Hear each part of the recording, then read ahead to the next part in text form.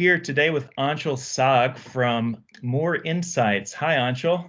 Hi, how's it going? Hey, pretty good. Thanks so much for joining us. I really appreciate you taking the time with RealWear to chat about RealWear and about COVID-19.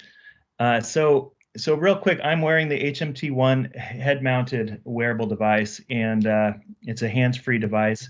I just wanted to share with you and talk to you a little bit about, you just are on the recovery path, right, Yes. for COVID-19.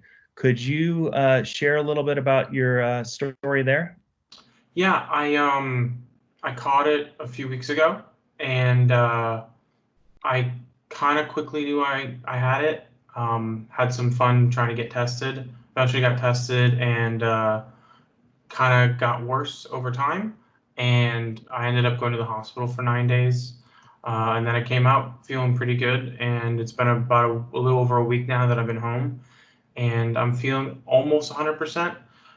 Just a few, things with my heart and my lungs, but I feel mostly functional and probably take a few more weeks to fully recover.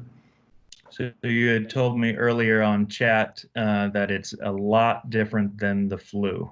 Yeah, it started out feeling like a flu. But then what happened was I started developing a cough, like a very, very small cough. It wasn't really significant. But I was like, this is weird because I never get the flu and then suddenly get a cough. And, the go-to symptoms that people had mentioned was flu-like symptoms and a cough. So I was like, this isn't good. So I immediately isolated myself and tried to get tested, and it was a bit of a challenge to get tested. So it took me about a week after I thought I had COVID to get tested. But yeah, it was quite the journey, and I definitely don't wish it upon anyone. So I highly recommend you stay home. Speaking of being home, a lot of RealWear's customers are at home as well. So what we wanted to chat about is kind of like our customers are frontline workers. A lot of them are engineers. A lot of them are, directors of operations or technical people, and they are staying at home as well. Mm-hmm. However, there are folks on the first line, on the front line, that are really trying to keep our supply chain going, trying to keep the manufacturing plants going. Some plants obviously have had to shut down in automotive and other industries, but others are really working to keep uptime. So, again, this device is a hands-free device. We've seen a lot of inquiries about it, and we wanted to hear from you on how you could see like a voice-operated remote collaboration tool being used. Well, I actually think now is probably one of the most important times for that, especially when you consider that so many people are stuck at home, and a lot of those people have the knowledge base and the understanding of how to deal with certain problems. And having access to those people that are stuck at home and giving those people the knowledge to send to the people that are in the front lines dealing with the problems in real time. I think this is one of the biggest times for something like this, where you have the knowledge worker and you have the frontline worker, and they have to be connected somehow. And being able to connect the two and being able to get the work done quickly, because the person with the knowledge and the troubleshooting skills might not actually be able to leave their house or wherever they might be. And I don't think we've really had a time like this before where people are forced to be kept apart, and some technology like RealWear can actually enable them to be connected and to get things done quickly and move on to the next task. Our device is modular, so we've been doing a lot of rapid prototyping to connect different accessories, either third party or designing our own. For example, an elevated body temperature, detection, using some AI and things like that. So we're really trying to make the most out of our platform, even in China, donating devices like that to hospitals for medical. Yeah, I think it's a temperature sensing device like that for seeing whether someone has a fever.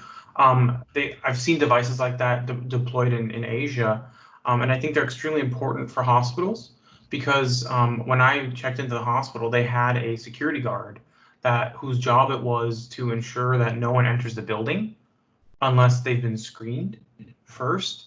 And that I think that person should be the one who would wear something like that. So if they know when someone who's coming up to them has a fever, they can immediately send them to the appropriate location and not even interact with them if they don't need to.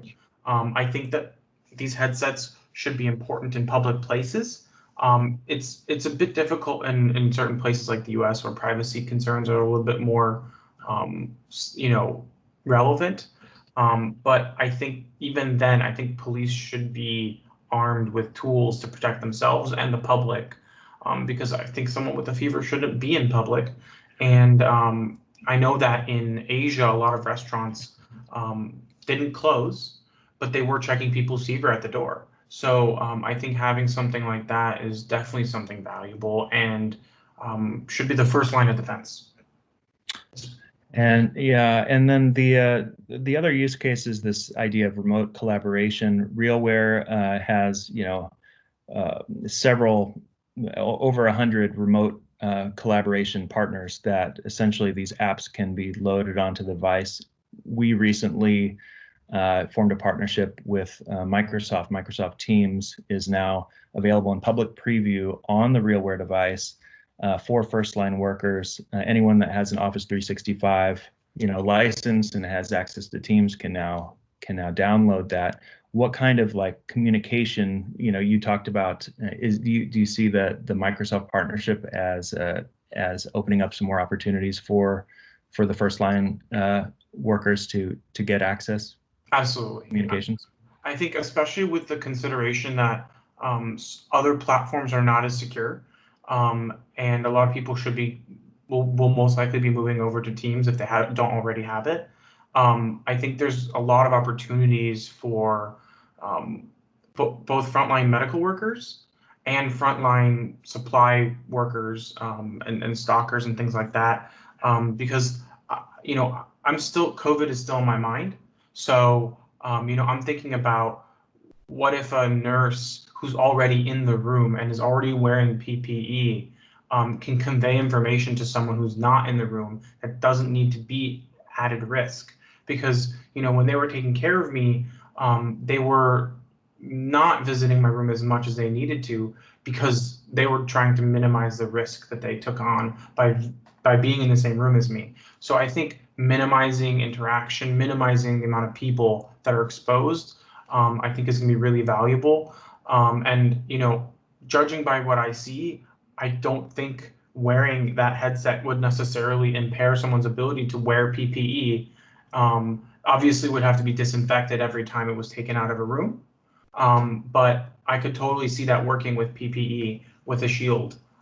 So I definitely think that there's opportunities in healthcare. But I also think there's plenty of opportunities just because I think there's so many people that they're essential, but they also have a support structure that they're normally used to being around, and Right. that support structure is stuck at home. Right. Yeah. No, I can see that.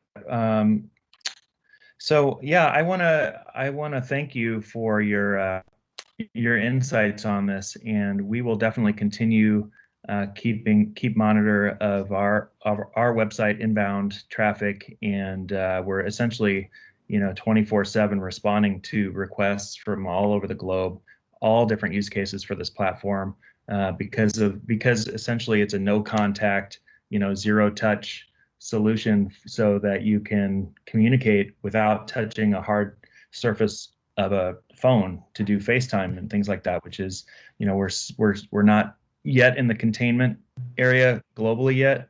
Yeah. And that's going to be even more critical. And I think zero touch is a huge factor. Absolutely. All right. Well, thank you again, Anshel, and I'm so glad that you are on the road, if not fully recovered. So thanks a lot. I appreciate it. Okay. Thanks again. Bye-bye. Bye-bye.